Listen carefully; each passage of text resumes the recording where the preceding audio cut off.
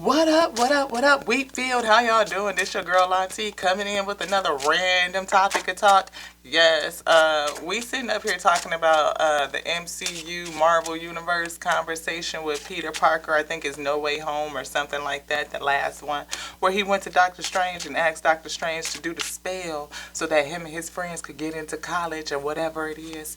Yeah, because Peter was a teenager and he was more focused on his life and his friend's life than all of the omniverses.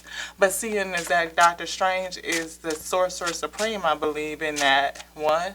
He's got the keys to the secrets. I think he's the Sorcerer Supreme. I'm not really for sure. But anywho, he's the adult in the room with the spell and the power to do it. And the full understanding of the responsibility.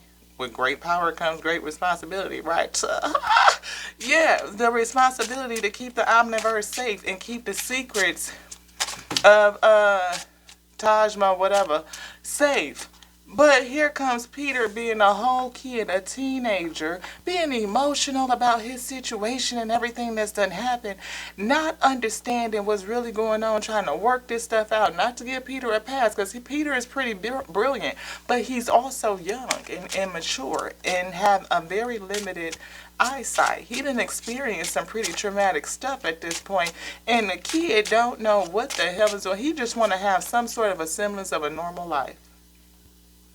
And here go Doctor Strange tell him, yeah, no, it's not a good idea, but guess what? I'm going to do it for you anyway.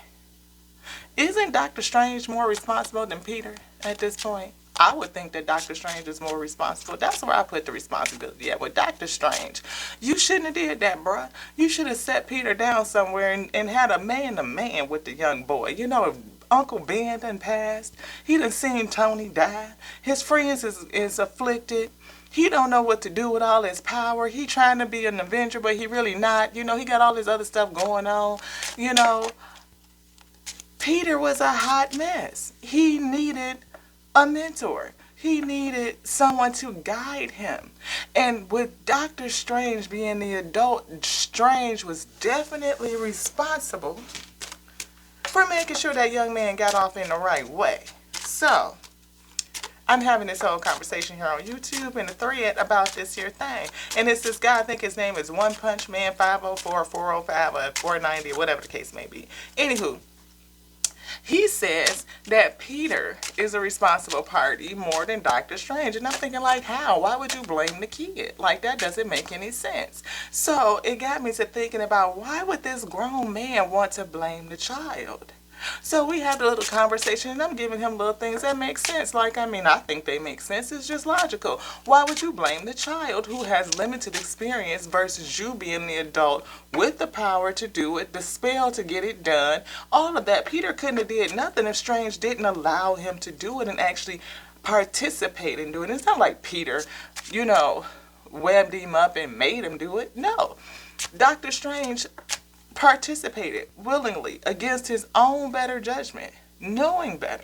So yes, Doctor Strange is fully responsible for what happened, because he should have fully told Peter as no to go sit the hell down and think about it. Maybe there's some other options that are on the table that you have not yet explored, like calling the school, getting in touch with the board to see if there's anything that you could do to affect change in a different manner. No, that wasn't smart to them.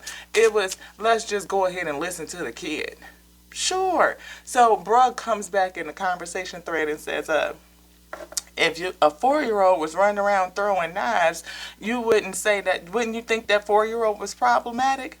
Well, the child is 4, bruh. Where the fuck is the parents? Again, it's a grown-up, an adult issue. Where are the adults that's supposed to be managing and watching this 4-year-old? And how the hell did he get to the knives? Not only one knife, but multiple knives, bruh. Like, think about what it is that you're saying.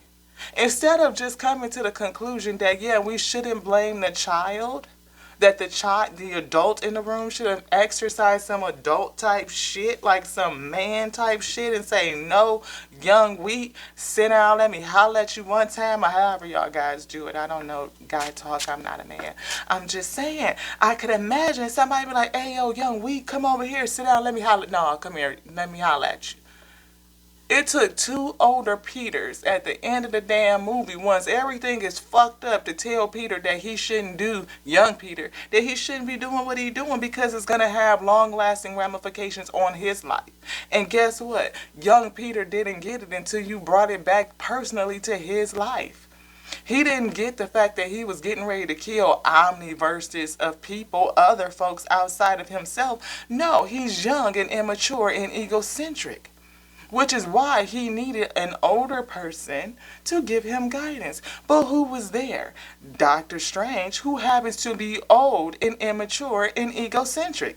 The reason why he was not given the privilege of Sorcerer Supreme in the first place. So my question is why would a grown-ass man ever blame a child who has not been given any guidance? You don't blame the kid. Where are the adults? I wouldn't blame the 4-year-old child who got to the knife. I would wonder, where the fuck are the adults who let him get to the knife? Because there's a whole neglect there.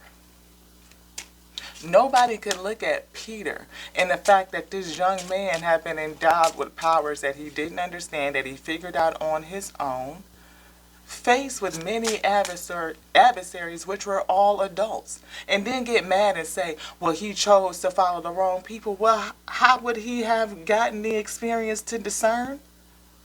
Where was the male role model? Didn't Uncle Ben die? Was that not another tragic experience? But they are literally trying to determine whether or not Peter is at fault. Here's another one that's out there. Who's the better leader?